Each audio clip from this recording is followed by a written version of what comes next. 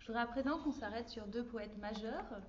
René Philoctète, dont vous nous avez déjà parlé, qui est mort en 1995 et pour lequel vous avez constitué donc, cette anthologie qui s'appelle, en reprenant un titre de Philoctète, Poèmes des Gilles qui marchent. Et puis on parlera de Georges Castera, qui est lui encore vivant aujourd'hui. Donc vous avez consacré à Georges Castera, à René Philoctète, pardon, je vais commencer par Philoctète, une anthologie. Vous avez fait une très belle préface dans laquelle vous le présentez comme un homme totalement éloigné des enjeux de pouvoir, des enjeux de reconnaissance, et qui a eu une importance considérable pour Haïti, qui continue à influencer la littérature haïtienne, et qui pourtant a publié toute sa vie à compte d'auteur. C'est pour ça que j'ai décidé justement de faire cette anthologie. Mes premiers romans avec Actes Sud ne se vendaient pas trop bien. Après, ça a commencé à se vendre relativement bien, et un peu par amitié aussi, pour garder l'amitié. Et ils m'ont dit, bon, est-ce que tu veux un avaloir sur ton prochain livre? J'ai dit, moi, j'ai pas de prochain livre, parce que j'écris les livres qui me sont nécessaires, mais j'aimerais bien que vous fassiez une anthologie de l'œuvre de René Philoctète, qui n'avait jamais été publiée à l'étranger, et qui s'en foutait complètement. D'ailleurs, j'aime bien raconter cette anecdote. Jean-Claude Fiolet, qui était très ami avec Philoctète, avait été publié par Le Seuil. Et Jean-Claude avait envoyé un manuscrit de Philoctète au Seuil. Et Philoctète avait reçu une réponse du Seuil qui lui disait: nous serions heureux de publier votre roman, mais nous pensons que le deuxième chapitre, il faudrait peut-être le modifier un peu et interférer l'ordre avec le troisième. Et Philoctète nous réunit sous son manguier. Le manguier de Philoctète, c'est un haut lieu de culture. C'était un haut lieu de culture. Et il nous donne le manuscrit à lire. Alors nous, on était jeunes, hein, et après lecture, il dit: qu'est-ce que vous en pensez? On dit: bon, on trouve que le chapitre, il va bien là où il est. Philoctète écrit une lettre manuscrite au Seuil pour lui dire: bon voilà, mes amis ont trouvé que c'était... Il était comme ça, Philoctète. Il n'avait aucun souci de reconnaissance à l'étranger. Il fait partie du dernier grand mouvement poétique haïtien dans les années 60, Haïti littéraire, avec justement Philoctète, Anthony Phelps, Davertige, Serge Gagneur, qui est encore vivant. Il n'y a plus que Phelps et le Gagneur de vivant dans l'équipe d'Haïti littéraire. Et Roland Morisseau, qui est mort au Canada. Alors tous ont fui la dictature de Duvalier. On ne peut pas reprocher aux gens de fuir. À un certain moment, René aussi fuit. Et il se retrouve au Canada chez son ami Anthony Phelps. Alors Philoctète faisait 45 kilos au maximum. Et il était vendeur d'encyclopédies Britannicus. Il s'était fait arrêter par la police à Montréal, qui pensait que c'était un mendiant. Il portait un gros sac et il a tenu 6 mois. Et il a dit: Duvalier ou pas Duvalier, moi je rentre chez moi. Et il a fait ce fameux livre épique, Ces îles qui marchent, qui commence par ces vers incroyables: je reviens fatigué des giboulées du Nord, le soleil que j'ai bu est froid comme la mort. Puis peut-être c'était Haïti. Tout ce qu'il valorisait et tout ce qu'il demandait à la vie, c'était d'être aimé dans son pays et de participer à ce qu'il appelait le grand chant de son pays. Et c'est pour cela que vraiment, Philoctète est parti d'Haïti 2 fois, ce voyage du Canada, et une fois, à la fin de sa vie, il a reçu le prix du Parlement argentin. Et il n'a laissé Haïti que 2 fois. Et oui, et ce mythe de tous les Haïtiens qui veulent partir, Philoctète est bien l'exemple, le contre-exemple, parce que c'est un mythe. Souvent on dit écrivain haïtien qui est resté en Haïti, mais ils sont nombreux à être restés en Haïti, sauf que ceux qui étaient restés, la presse occidentale ne parlait pas d'eux. Et c'est une injustice terrible quand on vous parle de la poésie haïtienne à l'étranger. Il n'y a pas Philoctète. Mais aujourd'hui, même après sa mort, si vous ne vous réclamez pas un peu de Philoctète, il est difficile qu'on vous prenne au sérieux en Haïti. Donc moi j'ai voulu lui rendre un peu justice en publiant cette anthologie. Et comme Castral lui-même le dit, aucun paratonnerre ne peut nous protéger de l'éclair Philoctète. On va écouter du René Philoctète, et justement pour entendre cet exil et cet amour de la terre d'Haïti, Agnès va nous lire un poème donc, qui est extrait du recueil Ces îles qui marchent et qui commence par que ma terre soit bonne maîtresse à mon retour.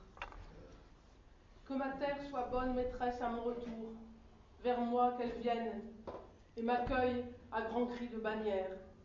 Sur ces tables d'essence, d'aube, d'azur, je boirai l'eau de ces grottes, et de la gorge de ces filles sortiront des colombes pour me fêter et m'élire féale. Que les miens disent le bain est prêt, et qu'on me lave de rosée de menthe, de mélisse de Rome. Je reviens fatigué des giboulées du nord, le soleil que j'ai bu est froid comme la mort. Que l'on dresse les tonnelles, les dames jeunes coquettes se videront d'elles-mêmes, et nos enfants longtemps parleront d'une fête en l'honneur de qui certains jours s'en alla et puis est revenu.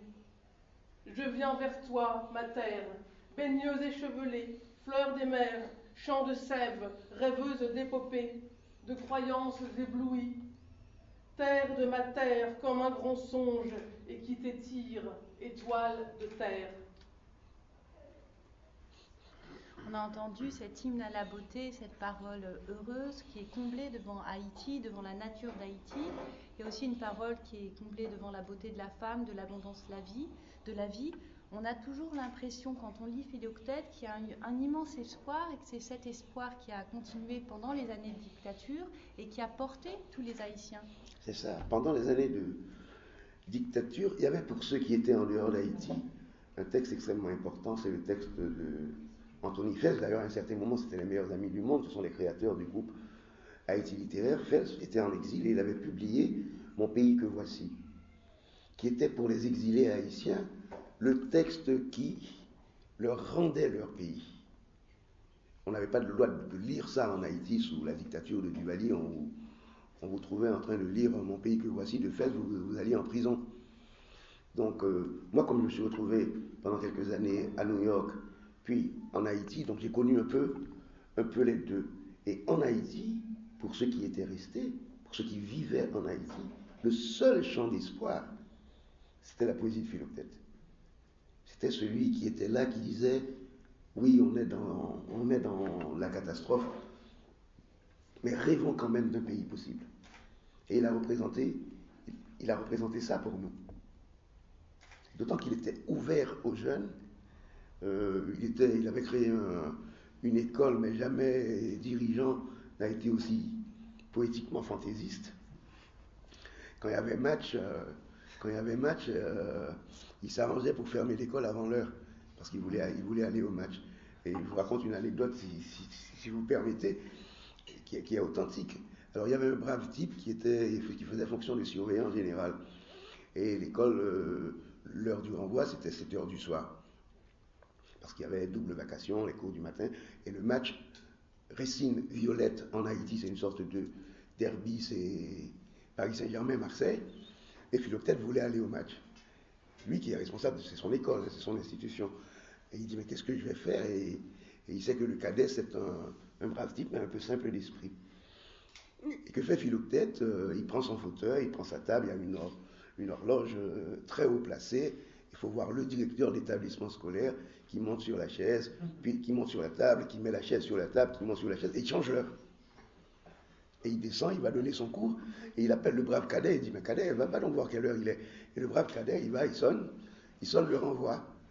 Et après, Philoctète lui dit, mais tu t'es trompé, c'est pas l'heure du renvoi. Il dit, mais qu'est-ce que je fais? Je demande aux élèves de revenir. Philoctète dit, mais non, c'est trop tard. Et il part au match, il était comme ça. Il était comme ça, René, avec quelque chose du lutin en lui. En même temps, il était très sévère. En même temps, il était aussi ouvert à tout le monde. On avait 15 ans, on arrivait chez Philoctète, on lui amenait un poème, il disait, c'est un bon poème, ou c'est pas un bon poème, mais il pouvait passer la nuit à discuter avec ces jeunes. Donc il y avait cette disponibilité de l'homme, et aussi le seul champ d'espoir, la seule respiration qu'on pouvait avoir dans cet étouffoir qui était la dictature, c'était René. C'est pour ça qu'il reste pour nous vraiment le poète haïtien par excellence. Alors, il y a effectivement chez Philoctète, vous parlez d'enfance, il y a à la fois une fidélité à l'enfance et il y a une grande force de la célébration et comme un appel à la réjouissance. Je voudrais que Agnès, tu reviennes pour nous lire L'homme n'est jamais seul alors que je parle, s'il te plaît. qui est extrait des Tambours du Soleil. C'est un recueil qui a été publié en 62. L'homme n'est jamais seul alors que je vous parle et que vous m'écoutez. Il fait causette avec la vie devenue sa servante. Le bois, le pain, le feu sont à sa table et le ciel rentre libre par les fenêtres ouvertes. C'est beau ce que je dis, mais vous n'y croyez pas. C'est dommage de ne pas voir que la terre se recrée et se fait notre allié. Bien triste de savoir que vous désespérez du bonheur. Moi, je marche. Tant que je marche, je sais que les roses se multiplient sur mon passage. Je ne cueille pas le rêve pour l'attacher à la vie comme une fleur à une boutonnière. Ce que je dis est dans les rues, sur l'enseigne de la pharmacie, dans l'agenda de l'ouvrier, sur la voiture dernier modèle, dans la jupe d'une dactylo. Je ne suis pas venu pour voir ni contempler la naissance de l'accolade, ni la montée de la verdure, ni l'éclatement de l'abondance. Je suis venu pour aider à l'éclosion de la vie. Alors, ce texte est publié en 1962, écrit en publié en 1962. En 62, nous sommes tout juste après l'un des épisodes les plus terribles de la répression du valériste, lorsqu'on a écrasé la dictature, a écrasé la grève des étudiants. Et c'est là que Duvalier entre vraiment dans des pratiques répressives totalitaires. Et beaucoup de jeunes sont en prison. Les tontons Macoute, justement, commencent à s'imposer comme un instrument de la répression. Et Philoctète écrit ça. Et c'était ça, René. Jamais l'abattement, toujours la capacité de respirer, de rêver de l'ailleurs, avec aussi un sens de la bonté. Un sens de la bonté avec des vers, parfois d'une simplicité. On dit, mais c'est facile ça, mais allez le faire. J'ai mis mon cœur à partager comme un gâteau, des choses toutes simples dans lesquelles il y avait en effet quelque chose qui est de l'ordre de l'enfance. Vous avez parlé tout à l'heure d'Haïti littéraire et de cette participation de René Philoctète à plusieurs mouvements littéraires, puisqu'il a accompagné la littérature et l'ensemble de mouvements artistiques depuis les années 60 jusqu'aux années 80. Et vous écrivez dans la préface que ça a permis d'ouvrir la voie à la modernité. Est-ce que vous pourriez nous parler plus spécifiquement de cette modernité chez Philoctète, à la fois cette poésie des grands ensembles, cette capacité à dire je, et ce que vous dites aussi que j'ai retenu, qui est sa capacité à être épique et fraternelle en même temps. Tout à fait, comme je disais, la révolution haïtienne est une révolution muette. Il y avait eu quelques fragments d'épopée, mais il n'y a jamais eu un grand chant à la dimension de l'événement politique. Et celui qui va être le porteur de ce grand chant, ça va être Philoctète. Ça va être Philoctète et il va le faire avec des éléments d'une nouveauté extrême dans l'histoire de la poésie haïtienne.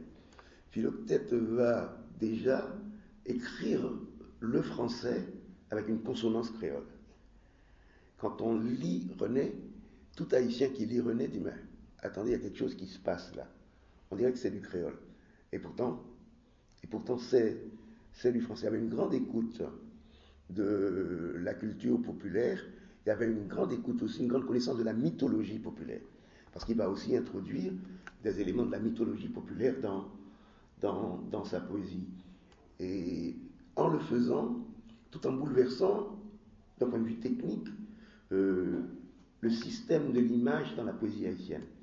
Parce qu'il y a des images chez Philoctète qui ne correspondent pas à la tradition littéraire de ce qui se faisait. Donc, ces images sont particulières dans justement cet appel qu'il fait à la mythologie, à les procédés empruntés au surréalisme. C'était un grand lecteur d'Éluard en particulier, mais aussi des autres, de Breton, et d'Aragon surréaliste, et après le deuxième Aragon aussi. C'était un grand lecteur. René faisait entrer dans la poésie haïtienne tous les acquis des poètes qu'il avait lus. Et ça, c'était quelque chose. Baudelaire disait de Victor Hugo que le poète est abondance, que le poète est moraliste par abondance de nature. Et bien Philoctète, c'est ça. Il y a comme une abondance de nature chez lui, une capacité d'accueillir les multiples voix de la poésie du monde. Et c'est avec ces multiples voix de la poésie du monde et cet élément de la culture populaire qu'il a créé cette voix proprement haïtienne. Il faut vous dire que c'est un poète qui est encore imité, mais ça ne marche pas. On ne parvient pas à faire du Philoctète. Il a aussi, donc il y a eu Haïti littéraire, il y a eu aussi avec Franck Etienne, Jean-Claude Fignolet et Auguste Ténor, le mouvement qu'on appelle le spiralisme. Le spiralisme, oui, bon, le spiralisme, ils appellent ça un mouvement, mais pour être honnête, avec tout le respect qu'il leur est dû, c'est juste une idée qui a été émise un soir autour de quelques verres d'alcool, mais qui n'a jamais été théorisée. D'ailleurs, c'est à partir de la lecture marxiste de l'époque, le mot spirale revenait chez Engels, et donc partir d'un noyau qu'on fait sans cesse éclater tout en y revenant, et l'idée est née comme ça un soir. Il y a eu quelques textes se réclamant de cette idée, dont un roman de Philoctète, Une saison de cigales, mais jamais sa poésie. Un roman de Philoctète, un roman de Jean-Claude Fignolet, Les possédés de la pleine lune, et le seul à avoir vraiment suivi cette voie, c'est Franck Etienne. Mais est-ce qu'une œuvre suffit pour faire je dirais, une tendance, une école? Mais c'est vrai, René était disponible à tous les... Une ouverture d'esprit qui lui a permis de...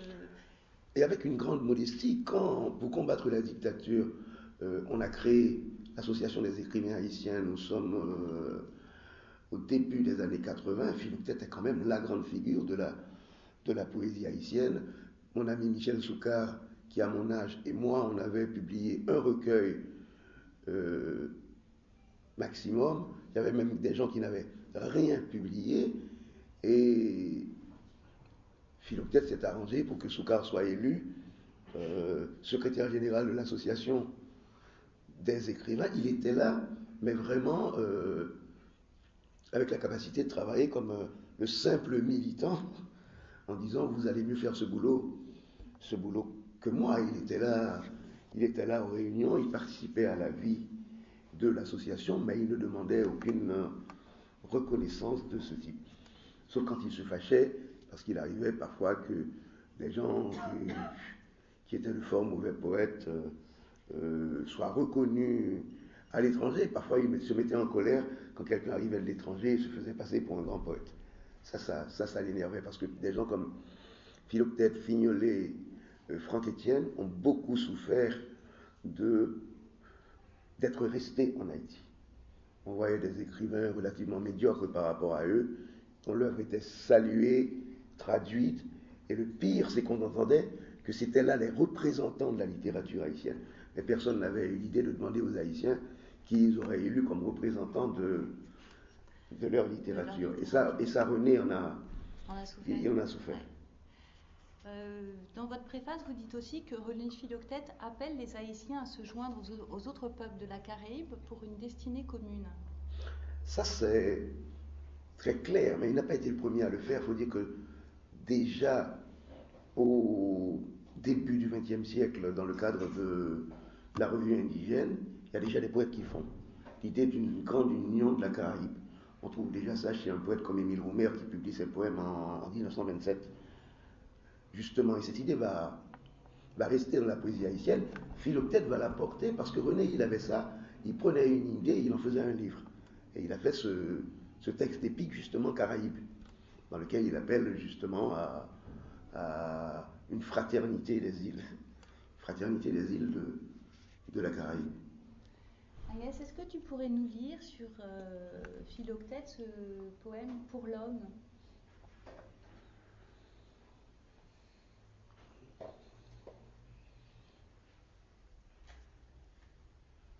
S'il vient le soir et que les lumières s'engloutissent dans les formes mystérieuses et froides, si jamais sur mon front l'araignée tisse sa toile et que les chansons du monde meurent sur mes lèvres comme un baiser interrompu, dites aux hommes que j'avais le grand désir de visiter leurs villes qui courent sur les mers comme de larges fleurs de pierre.